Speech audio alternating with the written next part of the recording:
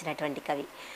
ఆయన ఉత్సవాలు చేస్తున్నాం. గతంలో 20 సంవత్సరాలు చేశాం, 20 సంవత్సరాల క్రిందట చేశాం. ఇప్పుడు మళ్ళీ వారి ఉత్సవాలు చేస్తున్నాం. సంగీతపరంగా సాహిత్యపరంగా ఎవరు వచ్చినా సరే పాల్గొనవచ్చు అని చెప్పి ప్రకటన ఇచ్చారు పేపర్లో. అది చూసి మా జమీందారు గారు నటరాజ రామకృష్ణ గారి దగ్గరకు వచ్చి సలహా అడిగారు. ప్రతిదీ వారి సలహా తీసుకునేవారు అనమాట. అని మేము గతంలో ఎప్పుడో 20 సంవత్సరాల క్రిందట కుమార సంభవం నృత్య నాటకం వేశాము. అప్పుడు బంగారు కలశాన్ని ఇచ్చారు మాకు. మీరు మీ పాఠశాల నుంచి ఉమామహేశ్వరిని పంపించండి. అమ్మాయి ఏదో నెమ్మదస్తరాలుగా ఎవరితో మాట్లాడకుండా సైలెంట్గా ఉంటుందని అనుకుంటున్నారు. అమ్మాయిలో చాలా గొప్ప టాలెంట్ ఉంది, మంచి విద్వాంసరాలు అవుతుందని ఆయన వచ్చినప్పుడల్లా ఆయన ఎప్పుడు అంటూ ఉండేవారు. అని అప్పుడు నువ్వు చెప్పాలమ్మాయి, నువ్వు నేర్చుకోవాలి అని వారు చెప్పారు. చెప్పడంతో అది మనకి రావాలి కదా. అక్కడ రాసేవారు హరికథ సంస్కృతంలో రాసేవారంటే ఇక మాకు ఆంధ్రదేశంలో అప్పుడు తెలుగు రాష్ట్రాల్లో సంస్కృతంలో హరికథ రాసే శక్తి కలిగినటువంటి వారు సంగీతం సాహిత్యంలో రెండింటిలో దిట్ట నల్లాని చక్రవర్తుల కృష్ణమాచార్యులు గారిని, విజయవాడ వాస్తవ్యులు. ఆయన ఆల్ ఇండియా రేడియోలో కూడా చేసేవారు. చాలా గొప్ప మనిషి అండి, చాలా గొప్ప టాలెంట్ ఉన్నటువంటి మహా మనీషి. వారితో చెప్పి కుమార సంభవం ఇవాళ వెళ్ళి మాకు కుమార సంభవం హరికథ కావాలండి, ఇలా పలానా ఉజ్జయినిలో కథ కావాలని అంటున్నారు అని వెళ్ళి చెప్పొచ్చారు. 3వ రోజున హరికథ వచ్చేసిందండి. అంత గొప్పగా నిమిషాల మీద రాసేసేవారు. ఇంత తొందరగా రాసి పంపించేశారు, ఇది బాగుందా లేదా అనేసి మాకు కపిలేశ్వరపురంలో హరికథ పాఠశాలతో పాటు వేద పాఠశాల ఒకటి పెట్టారు మగపిల్లలకి. దానిలో ఉన్నటువంటి ప్రిన్సిపల్ గారు 4 వేదాలు చదువుకున్నటువంటి బాలగంగాధర శర్మ గారు చాలా గొప్పవారు.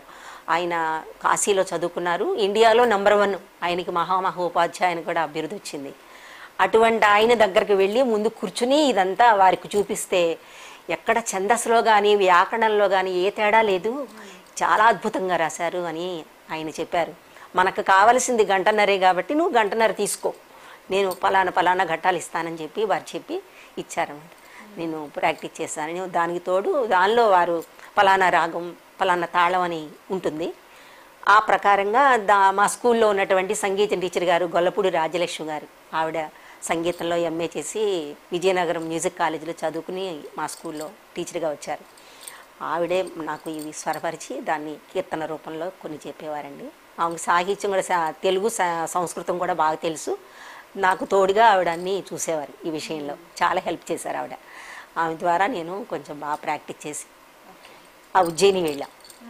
ఇక్కడికి వచ్చి నటరాజ రామకృష్ణ గారి దగ్గర 1 నెల రోజులు ఆ దానికి కావలసినటువంటి నృత్యం అభినయం కొన్ని చెప్పారండి. ఆ తర్వాత అక్కడికి వెళ్ళడం, ప్రోగ్రాం చేయడానికి వెళితే దానికి జాతీయ అంతర్జాతీయ స్థాయిలో వచ్చారు అందరూ. Sanskrit scholars, professors, vice chancellors అందరూ వచ్చారు. ఈ ప్రక్రియ చాలా బాగా నచ్చింది వారికి, మన తెలుగువారి ప్రక్రియ. ఏమంటే ఆదిభట్ట నారాయణదాసు గారి నుంచి వచ్చిన ఈ ప్రక్రియ వారే మాట్లాడుతూ పాడుతూ నృత్యం చేస్తూ అభినయం అంటే యాక్షన్ గాను అలా చేస్తూ అదంటే కథాకథలను బట్టి ఇప్పుడు రుక్మిణి ఉందంటే రుక్మిణి ఏ విధంగా ఆమె నడవడికతోటి ఎలా వయ్యారంగా ఉంటుంది అవన్నీ చూపించేవారు. ఒక మగవాడు ఉన్నాడు, కృష్ణుడు ఉన్నాడు, అన్నగారు ఉన్నాడు, ఒకరు దుర్మార్గమైనటువంటి పలుకులు పలుకుతూ శ్రీకృష్ణుని అనేకమైనటువంటి మాటలు అనేవాడు. ఆయన ఎలా అలా అన్నీ ఒక నాటకీయ రంగంగా వస్తుందన్నమాట. అది యాక్షన్. ఇలా మన యొక్క సంప్రదాయం. అదే తమిళనాడు వారైతే కూర్చుని గానం చేస్తారండి, వారిది ప్రవచనం చెబుతూ. ఈ మహారాష్ట్ర వారైతే సంకీర్తన పరంగా వారు నృత్యం చేసుకుంటూ వెళ్ళిపోతూ ఉంటారు. కీర్తనలోనే మొత్తం కథాగమనం నడుస్తుంది. అదే ఉత్తరాది వారైతే ఆమె మాటలు చెబుతారు, వెనకాల 3 కూర్చుని పాడతారండి. అలా ఉంటుంది వారిది. కానీ మన తెలుగు నాట ఒకే వ్యక్తి నాట్యం చేస్తూ ప్రవచనం చెబుతూ మళ్ళీ సంగీతం పాడుతూ ఇలా జరిపేది మన తెలుగు నాట హరికథ. ఆ ప్రక్రియ వారందరికీ చాలా బాగా నచ్చింది, చాలా ముగ్ధులైపోయారు. ఎక్కడా చూడలేదు ఇటువంటి ప్రక్రియని, చాలా అద్భుతంగా ఉంది అని చాలా మెచ్చుకున్నారు, నన్ను ప్రశంసించారు. అయితే మీరు ప్రతి సంవత్సరం ఒక కథ మా ఉజ్జయినిలో చెప్పాలని మాట తీసుకున్నారు.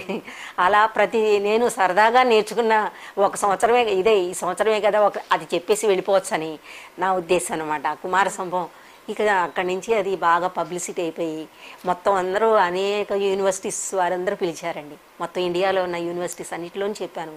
హిందూ యూనివర్సిటీ వారణాసిలో 4-5 సార్లు చేశాను. అలా జరిగింది. అమ్మ మీరు వివాహం అనంతరం తెలంగాణకు వచ్చేసారు. వివాహం అనంతరం నేను నాట్యం నేర్చుకోవడానికి వచ్చానండి. వారిది అంటే అభినయం నేర్చుకోవడానికి కానీ ఒక నెల రోజులు ఉన్న తర్వాత వివాహం అది ఎప్పుడు జరిగింది, ఎలా జరిగింది? ఇంకొకటి సార్ కూడా భరతనాట్యం కళాకారులను విన్నాం, ప్రోత్సాహం ఎలా ఉంటుంది? అందుకే అంటే నేను నేర్చుకునే పేరు అది కొంచెం బాగా వచ్చిన తర్వాత మా మాస్టర్ గారు ఏం చేశారంటే, అమ్మా నువ్వు నాట్యం కూడా నేర్చుకో, బాగుంటుంది లైఫ్లో, అది మీ హరికథకే కాకుండా నువ్వు ఒక డాన్స్ తెలిసిన వ్యక్తిగా ఉంటుందని 4 సంవత్సరాలు అట్టు పెట్టేశారండి. ఇక్కడే నేర్చుకున్నాం అనమాట. కొన్ని ప్రదర్శనలు కూడా చేసాం. మీ ఉజ్జయినిలో కూడా డాన్స్ ప్రోగ్రామ్స్ కూడా ఇచ్చాం. నేను ఇంకొక అమ్మాయి ఉండేవాళ్ళం, విజయలక్ష్మి అని. ఇంకా తనని ఇక్కడ నేర్చుకున్న తర్వాత ఆ స్కూల్లోనే ఒక డాన్స్ టీచర్గా తనని నియమించారు. ఇక్కడ వచ్చి నేను ప్రోగ్రామ్స్ అవి జరుగుతూ ఉంటే, నీ ఆర్ట్ నాకు చాలా బాగా నచ్చింది, ఇద్దరం కళాకారులం కదా, నేను మీ నాన్న వాళ్ళని అడుగుతాను నిన్ను పెళ్లి చేసుకోవడానికి అని చెప్పి ఆయన నన్ను ఇష్టపడి మా అమ్మ మా నాన్న వాళ్ళని అడిగారండి. అడిగితే మాదే ఉంది బాబు, మేము ఆ స్కూల్ వారికి అప్పచెప్పాము చిన్నతనంలోనే, వారు అంగీకరిస్తే మాకేం అభ్యంతరం లేదు అని చెప్పారు. దాంతో అక్కడ కొంచెం లేట్ అయింది. నేను వెళ్ళిపోతే పాఠశాల ఏమైపోతుందని సందిగ్ధంలో పడ్డారు వారందరూ. నేను పాఠశాల ఇద్దరం కలిసి పాఠశాల చూసుకుంటామని చెప్పాం. చెప్పినప్పటికీ పెళ్ళి అయ్యేటప్పటికీ ఇంకా పిల్లలు సంసారం దీనిలో పడిపోయి దీని మీద అంత కాన్సన్ట్రేషన్ ఉండదని వారికి మనసులో ఉందో ఏమో, కొంచెం ముందు అటు ఇటుగా కాకుండా కొంచెం ఒప్పుకున్నట్టుగా అనిపించలేదు. వారి మనసును బాధ పెట్టడం ఇష్టం లేక మేము అట్లాగే కొన్ని రోజులు ఆగాము. నేను మామూలుగా మొత్తం ప్రోగ్రామ్స్ అవి చేసుకుంటూ తర్వాత ఇంకా మా ఇంట్లో ఒత్తిడి ఎక్కువైపోయింది.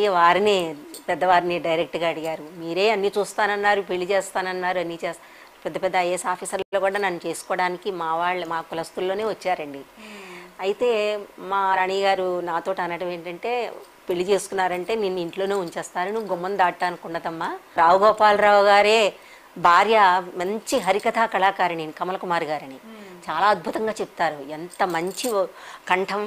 ఆమె మొత్తం ఒరిస్సా అంతా కూడా, ఈ ఒరిస్సా రాణి అనేవారు హరికథకి ఆవిడని, అంత బాగా చెప్పేవారు. పెళ్ళయిన తర్వాత మానిపించేశారట. అయితే మా జమీందారు గారి సంస్థ ద్వారానే ఇప్పుడు ఉత్సవాలు చేశారండి, హరికథా ఉత్సవాలని ఒక వారం రోజుల సప్తాహం. అప్పుడు వారిని పిలిపించారు, మళ్ళీ బయటపడింది అప్పుడు తర్వాత.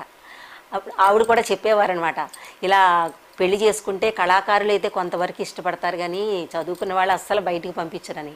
అవన్నీ మా రాణిగారి మనసులో ఉండిపోయాయి. దాంతో బాధపడి నువ్వు వద్దు, తొందరపడద్దు అని చెప్పేసానని కొంచెం లేట్ అయినా కానీ కళాకారుని చేసుకో అని చెప్పేవారనమాట. తర్వాత మ్యారేజ్ అయిందండి. ఇంకా అయిన తర్వాత ఆయన కార్యక్రమాలు ఆయనవి, నావి ఇలా ప్రోగ్రామ్స్ చేస్తుంటాను. లేదండి. అమ్మ మీరు ఇన్ని ప్రదర్శనలు చేశారు, ఎన్నో పురస్కారాలు అందుకున్నారు. నిజంగా ఒకప్పుడు మీరు మొదటిసారి మీరు బంగ్లాలో ప్రదర్శన ఇచ్చారు. నిజంగా ఆ రోజు అనిపించిందా మీకు, నిజంగా నేను ఇంత ధైర్యంగా ఇంత ముందుకు వెళ్తాను? ఆ రోజు మీకు భయం అనిపించలేదు? అదే భయం తర్వాత ఎప్పుడు కూడా మీకు ఏ అంతర్జాతీయ ప్రదర్శన ఇచ్చినప్పుడు కూడా ఎప్పుడు అనిపించలేదా? భయం అంటే ప్రోగ్రామ్ అయిపోయే వరకు ఒక కళాకారుడికి ఎంతటి మహాకవి కాళిదాస్ అంతటి వాడే అన్నాడు, మహామహులైనటువంటి వారందరిని చూసేటప్పటికీ మనలో ఉన్నటువంటి ప్రజ్ఞ బయటికి రావాలంటే చాలా కష్టం, ఆ సరస్వతి కటాక్షం, ఆ తల్లి అనుగ్రహం ఉండాలి కానీ అనేవారు. ఆ ఆవిడ మీదే దృష్టి పెట్టుకుని ఇక మనం జనం గురించి ఆలోచించడం అన్నీ ఉండేది కాదండి. వారిని చూసి భయపడటం చిన్నప్పటి నుంచి అలవాటు లేదు. ఎవరితోనో మాట్లాడాలంటే భయం, స్టేజీ మీద ఎక్కిన తర్వాత ఇంకా ఆ ద్వారానే అట్లా వెళ్ళిపోతుంది. చిన్నప్పుడు కూడా 4th క్లాసు 3rd క్లాస్లో ఉండగా నీకు ఎవరైనా పాటలు పాడేవాళ్ళు ఎవరైనా ఉంటే రెండనేవారు. అనేటప్పటికీ గబగబా వెళ్ళిపోయేదని చిన్న స్టేజీ ఉండేది, దాని మీద పాడమంటే పాడేసేదానండి. అప్పుడు కూడా భయం ఉండేది కాదు. మళ్ళీ మాస్టర్ గారు చదువు విషయంలో దేని విషయంలోనే